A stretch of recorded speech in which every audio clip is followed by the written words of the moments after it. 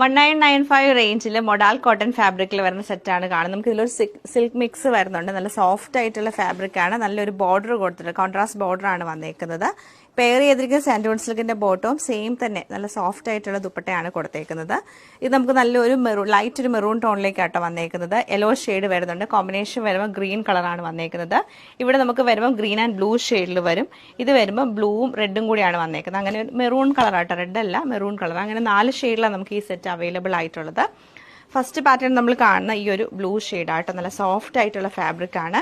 Top ഇങ്ങനെ വരും. നല്ല ഫ്ലോയി ആയിട്ട് കിടക്കുന്ന പാറ്റേൺ ആട്ടോ. 2.5 മീറ്റർ ലെങ്ത് ആണ് നമുക്ക് ടോപ്പിന് വരുന്നത്. ദുപ്പട്ട വരുമ്പോൾ സെയിം ടോപ്പിന്റെ ഫാബ്രിക് തന്നെ നല്ല കോൺട്രാസ്റ്റ് ആയിട്ട് വരും. ബ്ലൂ ആൻഡ് മെറൂൺ കളർ കോമ്പിനേഷനിലാണ് ഈ ഒരു ബ്യൂട്ടിഫുൾ ആയിട്ടുള്ള സെറ്റ് വരുന്നത്. ബോട്ടം നമുക്ക് പ്ലെയിൻ ആയിട്ടുള്ള കോട്ടൺ ബോട്ടം ആണ് പെയർ ചെയ്തേക്കുന്നത്.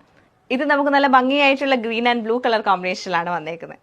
യെല്ലോ ആൻഡ് ഗ്രീൻ കളർ കോമ്പിനേഷനിലാണ് ഈ സെറ്റ് വരുന്നത്.